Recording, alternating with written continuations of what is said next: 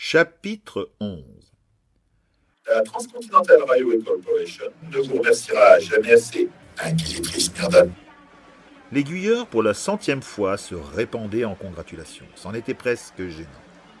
Si seulement il n'avait pas sorti ses effusions de cette grosse main qui refusait de lâcher la sienne, Myrdat n'avait jamais été très tactile, mis à part avec les personnes dont elle se sentait vraiment proche, ce qui se limitait à un cercle très restreint puisqu'il comptait uniquement Helena.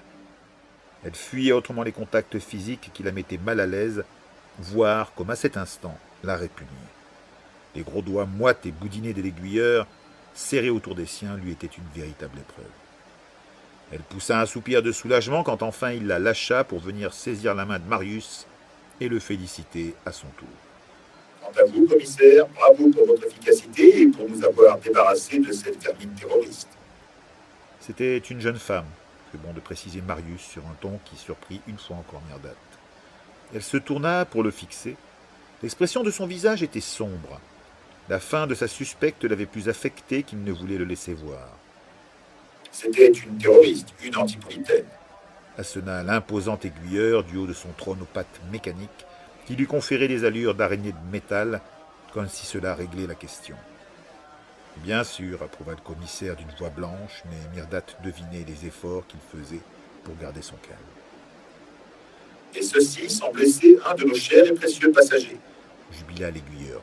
même si quelques-uns se sont plaints des bousculades dont ils ont fait l'objet. Il ajouta après un instant. Oh, ne vous inquiétez pas, nous leur avons expliqué. Ils ont tout de suite compris qu'ils vous devaient la vie, et peut-être bien l'âme. Acheva-t-il en lançant un sourire à Myrdat, qui le trouva plus repoussant encore. À peine venait-il de prononcer ces mots que deux hommes de la TRC, transportant un brancard recouvert d'un drap blanc taché de rouge, d'où pendait un bras blême et inerte, passaient à côté d'eux. Lui aussi a été bousculé de manière un peu définitive, fit remarquer Marius. Il aurait matière à se plaindre. Pauvre garçon, Approuva l'aiguilleur. la compagnie préviendra sa famille, s'il en a une. Il ajouta, comme si cela expliquait tout. C'était un Licanien. Oh, un licanien, répéta Marius en hochant la tête. Évidemment. Son regard, nota Myrdat, glissa sur le bras qui pendait du brancard, en particulier le dos de la main sur laquelle était tatoué un motif, les 3 lettres Ext, suivies d'un chiffre, la marque des Licaniens. Ces miséreux venus des ténèbres qu'on n'acceptait qu'une fois par an, le jour de la miséricorde, et encore en quantité limitée. Ce malheureux, espérant des lendemains meilleurs, avait traversé les terres dévastées depuis sa petite communauté, seul ou avec ses proches, pour se présenter, comme des milliers d'autres, aux portes de Néo-Lutetia et attendre l'ouverture et la foire d'Empoigne, dans l'espoir d'être choisi pour le travail, l'espérance d'une vie meilleure. Il y était parvenu, avait même réussi à force de persévérance à entrer à la TRC. Il en avait gravi les échelons pour gagner un modeste poste de steward dans le plus prestigieux des trains du monde, et finir ainsi. Et pour seul horizon funèbre, la TRC préviendra sa famille s'il en a une. Fin de l'histoire. Marius hocha la tête. Ainsi en va-t-il au pays parfait des cristallopoles. Et nous avons bien conscience de la dévotion que vous mettez à le protéger. Approuva l'aiguilleur qui n'avait rien remarqué.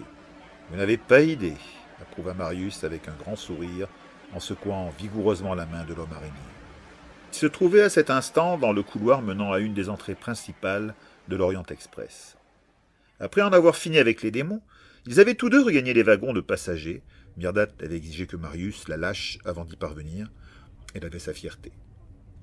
Ils avaient remonté tout le train sous les regards médusés des voyageurs qui les observaient dans un silence révérencieux. Même les plus fortunés des oligarques avaient l'air impressionnés, en particulier Christophine Montclair qui, quand elle était passée devant elle, avait dévoré Myrdat des yeux avant de se lever et, solennelle, se mettre à l'applaudir. Elle avait d'abord été seule, puis d'autres s'étaient joints à elle, pour enfin les submerger d'un véritable tonnerre qu'ils avaient presque fui. Ils avaient ensuite eu droit dans le poste de commande aux premières effusions de l'aiguilleur. Une fois encore, Myrdat en avait presque été gênée. Elle n'aurait su dire pourquoi.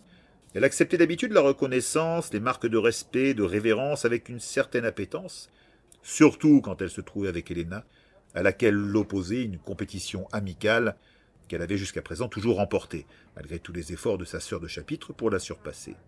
Mais cette fois, c'était différent. Était-ce la présence de Marius, cette frustration qu'elle sentait en lui? Rien, en tout cas, de la satisfaction du devoir accompli.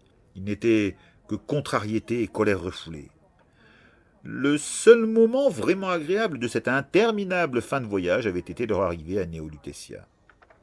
Elle avait, bien sûr, régulièrement emprunté des trains de la TRC pour se rendre dans une cristallopole ou une autre qui requérait les services d'un inquisiteur, mais c'était la première fois qu'elle se trouvait dans l'Orient Express, et mieux encore, dans la cabine de pilotage.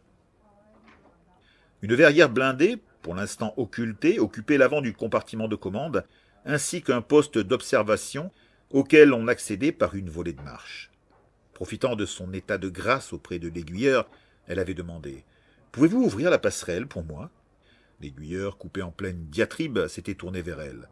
Elle ne pouvait voir ses yeux derrière ses appareillages complexes, mais il avait fini par opiner. « Bien sûr, la TRC vous doit bien ça. » Il avait ordonné à ses subordonnés. « Ouvrez les boucliers. » Aussitôt, dans un ronron sourd, les plaques de blindage qui protégeaient la verrière s'étaient rétractées. Myrdat, en ayant l'impression d'être une gamine à la fête, avait gravi les quelques marches et s'était tenue sur la plateforme. De là, elle avait une vue panoramique sur tout ce qui entourait le train. Des collines sombres sur lesquelles alternaient les silhouettes étiques d'arbres morts, semblables à autant de squelettes décharnés aux membres grêles, des terres grises, stériles, que ne venait habiller aucune herbe dans la pénombre éternelle des nuées fuligineuses qui couvraient ce monde. Et, çà et là, par petites touches d'abord, puis par grandes plaques, comme une lèpre, des champs à la radiance étrange, dérangeante, qui n'étaient pas de ce monde. Puis des bosquets, des forêts entières de concrétions aux formes bizarres, délirantes, à mi-chemin du végétal et du minéral. Le licanium. Alors qu'il traversait des vallons obscurs, elle surprenait les lueurs plus naturelles d'un village humain, pauvre communauté en état de siège, retranchée derrière des remparts sommaires pour se protéger des créatures redoutables qui hantaient ces terres abandonnées au licanium et ses enfants difformes. Là-bas, l'ombre colossale hérissée de hautes cheminées d'où montaient des panaches de fumée grasse et paresseuse qui rejoignaient les nuées du ciel d'une raffinerie de licanium aux armes de la TRC. Le panorama était certes déprimant, mais au fond, vers le sud-ouest, une clarté différente, plus chaude, montait au-dessus des collines pour se refléter dans les nuées grises et fluctuantes comme une marée à l'envers qui encombrait le ciel. L'Orient Express s'était engouffré dans un tunnel, l'obscurité s'était refermée sur eux, puis s'était dissipée, et elle était là, Néo-Lutetia. Elle brillait dans la plaine stérile et monochrome, parsemée de la lèpre phosphorescente du licanium, comme un joyau, une pierre précieuse posée sur la désolation de ce monde. L'expression même du génie humain portée à son summum. Des humains comme elle, qui avaient conçu et bâti cette merveille. Les dômes de la cristallopole chatoyés, diamants aux mille et une facettes, entretoises d'acier à la complexité incroyable, soutenant les grandes dalles d'iron glass blindées. Les petits dômes périphériques d'abord, puis les agrodomes, scintillant de leurs nuances vertes, sous lesquelles on cultivait, dans des terres préservées de la pollution du licanium, des denrées nécessaires aux habitants de la cité. Les prolodomes, partagés entre les usines et les logements populaires et ouvriers, et enfin le cardiodome, qui les dominait tous de sa masse colossale, celui contenant le cœur de Néo-Lutetia. Là, derrière les parois transparentes, on devinait les ombres des plus grands bâtiments de la capitale, de la tour Eiffel à Montmartre, où se trouvait le chapitre, sont chez elle. Elle avait l'impression, comme à chaque fois, et peut-être plus, d'être une enfant retournant à sa demeure. « C'est magnifique », avait-elle murmuré, émue. Devant cette vision, elle savait ce qu'elle défendait, ce pourquoi elle se battait et affrontait chaque jour les légions de l'enfer. Oui, vu d'ici, c'est magnifique. La voix de Marius s'était élevée derrière son épaule. Elle allait ouvrir la bouche, mais il avait ajouté « un peu moins quand on en connaît les tripes ». À force de fréquenter la lie de la société, vous ne voyez plus qu'elle, lui avait-elle lancé, agacée qu'il lui gâche ce moment. Détrompez-vous, je ne parlais pas seulement de Lali. Et c'est vous qui ne voyez que ce que vous voulez voir. Regardez. Il avait tendu la main vers le sol devant la cristallopole, les terres désolées pour désigner un long serpent de lucioles ondulantes qui s'étirait sur des kilomètres et d'autres plus loin. Tous convergeaient vers Néo-Lutetia. Qu'est-ce que... avait-elle commencé? Les Licaniens, avait-il répondu. Ceux qui ont décidé de tenter leur chance, quitter leur communauté, traverser les ténèbres pour rentrer à Néo-Lutetia lors du jour de la miséricorde. Ils sont si nombreux, avait murmuré Myrdate. Ils n'arriveront pas tous au bout du voyage, avait affirmé Marius. L'épuisement, les monstres, le Licanium en prélèveront beaucoup. Il avait prononcé ces mots sans cesser de fixer la plaine désolée, avec une étrange intonation. C'est horrible, avait-elle soufflé. Oui, mais c'est aussi ça, les cristallopoles. Myrdate aurait pu protester et lui dire que les cristallopoles n'y étaient pour rien, mais elle avait préféré se détourner. Il lui avait gâché ce moment. Elle lui en voulait encore maintenant, alors qu'ils avaient gagné la gare par un long tunnel s'enfonçant dans les soubassements de la cité. Elle sentait à présent la fatigue et la tension retomber sur elle. Elle avait besoin de repos. Elle fut soulagée quand enfin l'aiguilleur lâcha Marius et qu'ils purent s'approcher de la sortie du train. Il l'avait presque atteinte quand Myrdate reconnut une silhouette précédée de 3 stewards portant une montagne de bagages et de Marcel, le garde du corps professionnel à la moustache de chat et aux membres mécaniques, Aïda Aronova. Aïda qui, dès qu'elle la vit, fondit sur elle pour la prendre dans ses bras. « Oh, ma sauveuse !» Elle la serra contre elle, à sa grande déconvenue, même si elle préférait son contact doux et parfumé à celui de l'aiguilleur, avant de s'écarter enfin et de la fixer pour déclarer avec gravité. « Sans vous, Myrdate, Dieu seul sait ce que cette abomination m'aurait fait subir. Vous êtes mon héroïne. » « Je n'ai fait que mon devoir, » répondit-elle avec simplicité, amusée et attendrie par les effusions de la diva. « Je refuse d'entendre ça, » la reprit Aïda. « Vous êtes une véritable héroïne. » Elle ajouta avec une profonde conviction. « Vos parents auraient été fiers de vous. » Elle enchaîna aussitôt. « Au revoir, chère inquisitrice. Et ne laissez aucun démon, quel qu'il soit, tromper votre cœur. » Sur ces paroles énigmatiques, suivies de son garde du corps, elle descendit du train et se dirigea vers une électromobile tellement chargée qu'elle disparaissait presque sous ses bagages.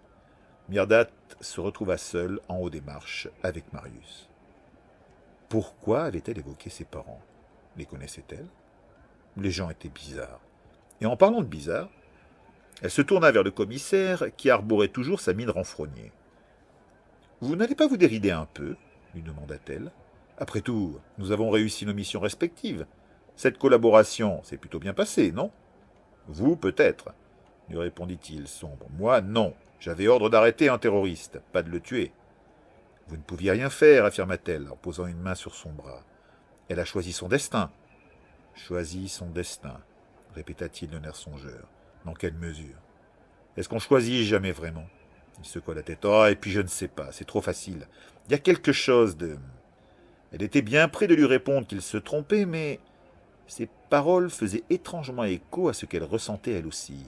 Une impression persistante d'inachevé, que quelque chose sonnait faux. Mais elle n'arrivait pas à savoir quoi.